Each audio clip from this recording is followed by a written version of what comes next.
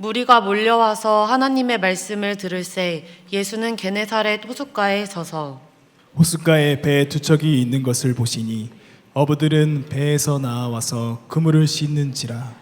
예수께서 한 배에 오르시니 그 배는 시몬의 배라. 육지에서 조금 떼기를 청하시고 앉으사 배에서 무리를 가르치시더니 말씀을 마치시고 시몬에게 이르시되 깊은 데로 가서 그물을 내려 고기를 잡으라. 함께 읽겠습니다.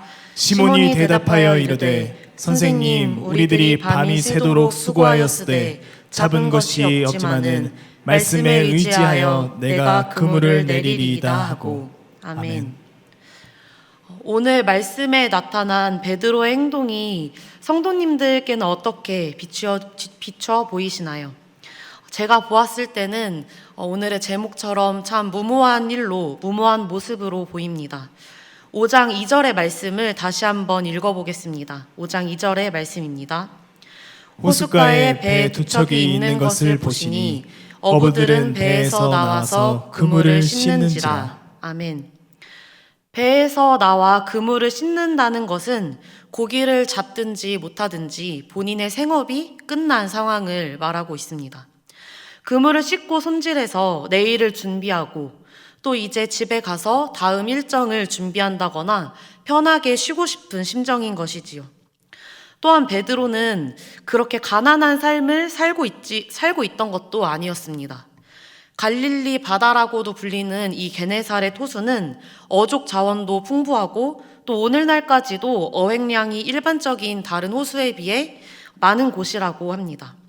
그래서 하룻밤 물고기를 잡지 못한다고 하더라도 그날 하루의 끼니를 걱정하거나 그렇게 고민해야 할 입장은 아니었고, 그래서 오늘 잡지 못한다고 하면은 내일 잡으면 되었던 것입니다. 베드로는 아마 오늘이 너무 피곤하고 또 육체적으로는 지쳐있는 상태였을 것입니다. 그런데 이렇게 피곤하고 그물도 다 씻은 상태에서 베드로는 굳이 예수님의 그 말씀에 따라 다시 그물을 내던집니다. 바보같이 무모하게 보이시지는 않나요? 그런데 이 베드로의 모습이 오늘 우리의 모습과 같다는 사실입니다. 고기가 아쉽지는 않더라도 잘 잡히지 않은 것, 기분도 좋지 않은데 내 맘대로 그렇게 되는 일도 없고 그냥 오늘은 시간도 지났으니 포기해버리고 이제 또 그물도 다 씻었는데 그래서 집에 가서 그냥 쉬면 되는데 하나님께서 주신 마음에 이끌려서 수요일 날의 새벽 예배부터 또 주일 날에는 봉사하시고 주일 예배 드리고 또 이제 오후까지 집에 가시지 않고 이렇게 예배를 드리는 성도님들의 모습이 정말 무모한 일이 아닐 수가 없습니다. 베드로를 보고 와, 저렇게 굳이 그렇게까지 해야 하나? 라고 할 것이 아니라 피곤한 몸을 이끌고 또 여기 계신 그리고 온라인으로도 함께 예배를 드리시는 성도님들께서 더 대단하다고 해야 할 것 같습니다. 분명하게 말씀드릴 수 있는 것은 하나님께서는 이렇게 무모한 사람을 제자로 삼으신다는 것입니다. 그 모습을 하나님께서는 순종의 모습으로 기쁘게 받아주시고 또 그 무모함을 통해 일하실 것입니다.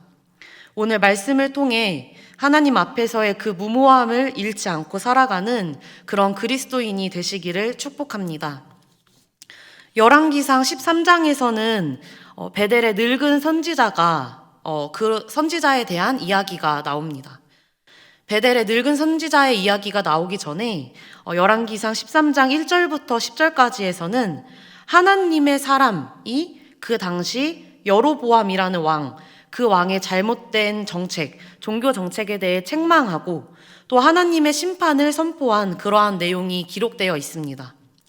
그리고 그렇게 책망하고 심판을 선포한 하나님의 사람은 자신에게 주어진 그 하나님의 말씀에 성실하게 순종하여서 여로보암의 제안을 거절하고 베델로부터 다른 길로 다시 돌아갔다라는 사실이 기록되어 있습니다.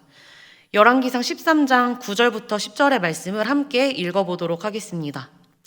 이는 곧 여호와의 말씀이 내게 명령이여 이르시기를 떡도 먹지 말며 물도 마시지 말고 왔던 길로 되돌아가지 말라 하였음이니라 하고 이에 다른 길로 가고 자기가 베델에 오던 길로 되돌아가지도 아니하니라. 아멘. 이렇게 하나님의 말씀대로 물도 마시지 않고 떡도 먹지 않은 그러한 모습에 있어서 그렇게 잘 따라오던 하나님의 사람은 자신을 찾아온 베델의 늙은 선지자로 인해 결국 하나님의 말씀을 어기게 됩니다. 11절의 말씀을 함께 읽겠습니다. 11절의 말씀입니다. 베델의 한 늙은 선지자가 살더니 그의 아들들이 와서 이 날에 하나님의 사람이 베델에서 행한 모든 일을 그에게 말하고 또 그가 왕에게 드린 말씀도 그들이 그들의 아버지에게 말한지라. 아멘. 하나님의 사람을 찾아온 베델의 늙은 선지자는 하나님의 사람에게 명령한 하나님의 말씀, 떡도 먹지 말며 물도 마시지 말고 왔던 길로 되돌아가지 말라고 하신 그 하나님의 말씀에 대해서도 잘 알고 있었습니다. 그런데 그 베델의 늙은 선지자는 무슨 이유인지 하나님의 사람을 찾아가서 자신도 선지자라고 말하며 심지어 하나님께서 당신에게 떡을 먹이고 물을 마시도록 시켰다고 말해 하나님의 사람을 속입니다. 하나님의 사람은 어떻게 되었을까요? 열왕기상 13장 19절의 말씀을 함께 읽어보도록 하겠습니다. 19절의 말씀입니다. 이에 그 사람이 그와 함께 돌아가서 그의 집에서 떡을 먹으며 물을 마시니라. 아멘. 결국 하나님의 사람은 늙은 선지자에게 속아서 하나님의 말씀을 어기게 됩니다. 그리고 곧바로 심판을 받게 됩니다. 하나님의 말씀을 말씀대로 받는다는 것이 얼마나 어려운 일이라는 것을 보여주는 이야기입니다. 아무리 하나님의 사람이라고 하더라도 무엇이 하나님의 사람인지, 무엇이 하나님의 말씀인지 분별한다는 것은 정말 힘든 일입니다. 그렇기 때문에 우리는 더더욱 온전한 말씀을 받기 위해서 부단히 노력해야 합니다. 온전한 말씀이 아닌 것을 따를 때 그것은 하나님을 떠난 하나님께서 돕지 않으실 무모한 행동이 될 것입니다. 그래서 예수님께서는 먼저 온전한 말씀을 주시기 위해 배에 오르신 후 배를 육지에서 조금 떼기를 청하십니다. 누가복음 5장 3절의 말씀을 함께 읽겠습니다. 3절의 말씀입니다. 예수께서 한 배에 오르시니 그 배는 시몬의 배라. 육지에서 조금 떼기를 청하시고 앉으사 배에서 무리를 가르치시더니. 아멘. 예수님께서 육지에서 배를 조금 떼기를 청하신 것에는 단순하지만 또 섬세하신 그러한 이유가 있을 것입니다. 예수님께서 무리에게 더 잘 말씀을 전할 조건을 찾기 위해 그러신 것입니다. 마가복음 4장에서도 예수님께서는 무리를 가르치실 때 떠 있는 배에 올라 앉으시고 가르치십니다. 이렇게 예수님께서도 더 잘 가르치시기 위해 온전한 말씀을 말씀대로 전해주시기 위해서 육지에서 조금 떼기를 청하시는 그러한 노력을 보이십니다. 그런데 그런 예수님 앞에 말씀을 받기 위한 우리의 태도는, 우리의 모습은 어떨까요? 지난 여름 수련회 때 중일교회 중등부 학생들이 외부로 연합 캠프를 다녀왔습니다. 그리고 또 비슷한 때에 어하나 몇몇 친구들도 어하나에서 주관하는 영어 캠프를 다녀왔습니다. 그 캠프 기간 동안에 이 두 곳에서 같은 일이 일어났는데요. 바로 핸드폰을 거둔 일이었습니다. 캠프 기간 중에 왜 핸드폰을 거뒀을까요? 캠프에 집중하게 하기 위함인 것입니다. 몇몇 친구들에게, 캠프를 돌아온 그 친구들에게 거둔 이야기에 대해서 들어보면 그 대답은 너무 싫었다고 대답을 했습니다. 그런데 그러면서도 핸드폰을 거뒀기 때문에 친구와 더 친해질 수 있었고 또 캠프 안에서 더 많은 은혜를 받았다는 그러한 느낌을 표현했습니다. 사실 캠프뿐만이 아니라 학교에서도 마찬가지일 것입니다. 학교에서도 핸드폰을 걷고 또 교회 학교 선생님들께서도 교회에서도 핸드폰을 걷고 싶으실 것입니다. 그리고 가정에서도 부모님들은 아이들과 대화할 때 아이들의 핸드폰을 뺏어버리고 싶으실 수도 있습니다. 공부에 집중하게 하기 위해서 또 대화에 집중하게 하기 위해서인 것이죠. 저도 가족들과 밥을 먹을 때면 저희 부모님께서도 저에게 핸드폰 좀 그만 보라고 그렇게 꾸중을 하시곤 하십니다. 부모님이 선생님이 또 부모님과 선생님께서 아이들을 보며 집중하기를 원하시는 것처럼 하나님께서도 마찬가지이십니다. 육지에서 조금 떼는 그 노력은 사실 예수님께서 하셔야 할 것이 아니라 우리가 해야 할 일일 것입니다. 캠프에 또 공부에 대화에 집중하게 하기 위해 핸드폰을 잠시 걷는 것처럼 하나님께서는 우리가 하나님의 말씀과 예배에 집중하게 하기 위해 우리의 잡념들 그리고 주변으로 향하는 그 시선을 걷고자 하실 것입니다. 온전한 말씀을 주시고자 하시는 하나님 앞에 우리도 온전한 태도로 말씀을 받아야 합니다. 온전한 말씀을 말씀대로 받을 때 말씀을 잘못 알아들어서 하나님으로부터 벗어난 그 열왕기상에 나타난 하나님의 사람이 되지 않을 수 있을 것입니다. 온전한 말씀을 듣길 힘쓰시는 우리 성도님들이 되시기를 소원합니다. 1592년 4월 13일 일본 군대가 조선을 쳐들어옵니다. 하지만 조선은 전쟁에 대한 아무런 준비도 맞설 싸울 군사도 무기도 제대로 없었습니다.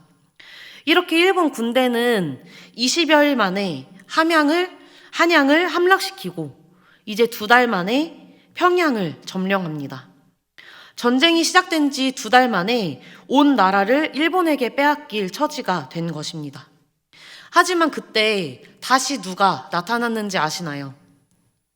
많은 전쟁에서 승리를 해왔지만 모함으로 서울로 잡혀가 벼슬을 잃었던 그 이순신 장군이 다시 나타나게 됩니다. 하지만 이순신 장군이 나타났을 때에는 이미 거북선은 모두 부서지고 또 다시 만든 전함을 포함해서 겨우 13척의 전함밖에는 남지 않은 상태였습니다. 그런데 그 결과가 어떻게 되었나요? 13척의 배로 133척의 외선을 무찔렀다는 것입니다. 이순신 장군은 똑똑한 것일까요? 아니면 무모한 것일까요? 성공했으니 똑똑한 것이지 실패했다면 무모했다고 비난받았을 것입니다. 하지만 이순신 장군은 그저 운 좋은 어설픈 지휘관이 아니라 바다의 지형의 허점을 노릴 수 있었던 그러한 지휘관으로서 이러한 배경이 있었기 때문에 무모할 수 있었던 전쟁이 무모한 전쟁이 아닌 합리적인 똑똑한 전쟁이 된 것입니다. 그렇다면 우리의 무모함은 어떤 배경으로부터 나올 수 있을까요? 이순신 장군과 같은 철저하고 전문적인 지식의 배경만이 꼭 있어야 할까요? 세상에서는 그렇다라고 말할 수 있지만 우리 하나님의 자녀에게는 조금 다른 배경도 주어집니다. 누가복음 5장 5절의 말씀을 함께 읽겠습니다. 5절의 말씀입니다. 시몬이 대답하여 이르되 선생님 우리들이 밤이 새도록 수고하였으되 잡은 것이 없지만은 말씀에 의지하여 내가 그물을 내리리이다 하고. 아멘. 베드로는 고기를 잡지 못한 게 그리 아쉽지는 않더라도 스스로 노력한 것에 대해서는 충분히 어필을 하고 있습니다. 밤이 새도록 수고하였다는 것이죠. 물반 고기반인 게네사렛 호수에서 이렇게 잡히지 않았다는 것이 이해가 가지를 않았을 것입니다. 똑똑한 베드로였다면 해도 안 되는 이상한 날이라는 것을 알기 때문에 오늘은 그만 접고 집에 갔을 것입니다. 그런데 놀랍게도 베드로는 다시 그물을 내려버립니다. 바로 말씀에 의지하여서 말입니다.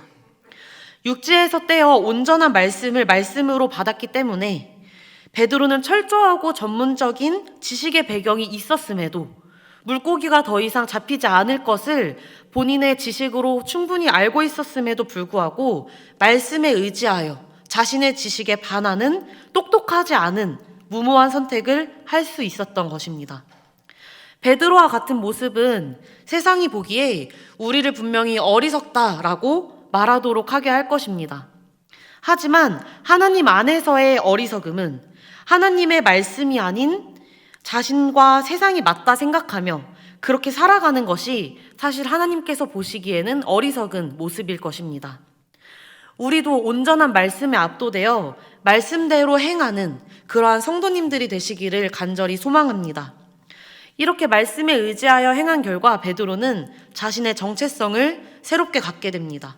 누가복음 5장 10절의 말씀을 함께 읽겠습니다. 10절의 말씀입니다.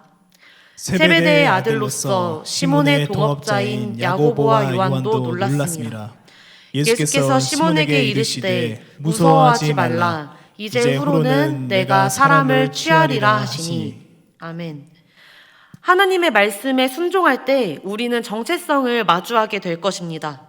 그 정체성에 대한 방식이 다양할 뿐이지 정체성 자체는 하나님의 자녀 모두에게 동일합니다. 바로 사람을 취하라라는 것입니다. 과거 MBC 간판 예능이었던 무한도전을 알고 계시나요? 사실 무한도전은 초창기에 무모한 도전이라는 이름으로 진행을 하였습니다.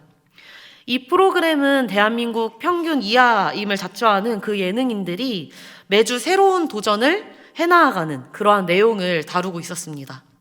황소대 인간의 줄다리기, 아니면 전철과 달리기 시합을 한다라든지 목욕탕 물을 하수구 구멍보다 더 빨리 퍼내는 그러한 도전입니다.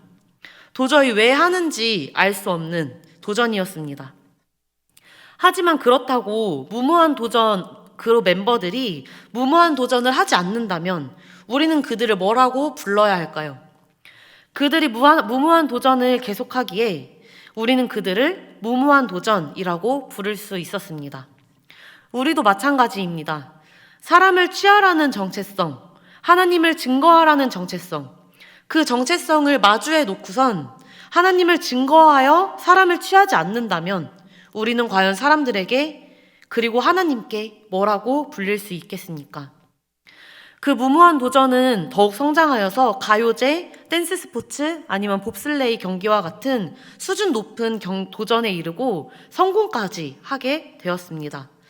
사실 무모한 도전에서 했던 그 도전은 거의 다 실패하고 끝났었습니다. 하지만 그들은 그 뒤에 수준 높은 도전을 성공해내었습니다. 우리도 하나님의 말씀에 순종할 때 정체성을 가지고 또 다른 무모한 도전을 시작할 때 그것은 많은 실패와 거절당함의 경험으로 그것으로 인하여서 우리가 좌절하고 또 낙심할 수도 있습니다. 하지만 그 도전이 하나님의 말씀에 의지하여 거듭되어 간다면 우리는 더욱 성장하고 그 도전이 성공되어지고 결국에는 하나님의 자녀로서 큰 감동과 성취감을 느껴 더 큰 확실한 그 정체성을 갖게 될 것입니다. 우리는 고기가 많이 잡혀서 그물이 찢어진 것을 보고 기적이라고 말합니다. 하지만 그것보다 더 큰 기적은 말씀에 의지하여 그물을 내린 것입니다. 만약 귀찮아서라도 그물을 내리지 않았더라면 하나님께서는 그 다음 일을 보이지 않았을 것입니다. 말씀에 순종한 후 정체성을 얻는다는 것은 우리 마음을 흡족하게 또 만족하게 할 것입니다. 하지만 그것보다 하나님의 마음을 더욱 만족해 하는 것은 정체성을 얻고 그 이후에 모든 걸 버려두고 예수님을 따른 그 베드로의 모습일 것입니다. 누가복음 5장 11절의 말씀을 함께 읽도록 하겠습니다. 11절의 말씀입니다. 그들이 배들을 육지에 대고 모든 것을 버려두고 예수를 따르니라. 아멘. 예수님의 말씀을 온전히 들을수록 우리는 도전하게 될 것입니다. 그것이 나의 지식과 어긋난다 하더라도 말이죠. 그리고 그 도전의 성공들은 베드로가 모든 것을 버려두고 예수님을 따른 것과 같은 더 큰 도전을 불러일으킬 것입니다. 그 도전은 아직 감당하지 못하는 우리에게는 두려움으로 여겨질 수 있습니다. 하지만 하나님의 말씀대로 행할 때 우리는 하나님께서 계획하신 그 선한 길대로 갈 수 있을 것입니다. 그렇다면 그 도전에 동참하지 않는 것이 우리 삶의 진정으로 무모한 일이 될 수도 있습니다. 우리에게 이미 시작되어진 첫 번째 무모한 일에 동참하신 성도님들, 새벽 기도와 또 부흥회를 통해 육지에서 조금 떼어서 다른 모든 것들을 하나님께 잠시 드리고 하나님의 말씀에 집중하여 그 말씀과 가까이 살아가시는 시간이 되기를 바랍니다.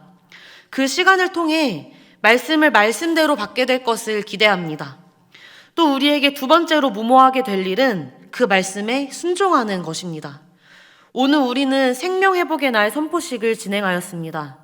말씀을 통해 사람을 취하라는 그 정체성을 받아들고 하나님의 말씀에 의지하여 세상 사람들 속으로 도전하는 성도님들이 되시길, 그래서 진정한 하나님의 자녀라 칭함받는 성도님들이 되시길 예수님의 이름으로 축복합니다.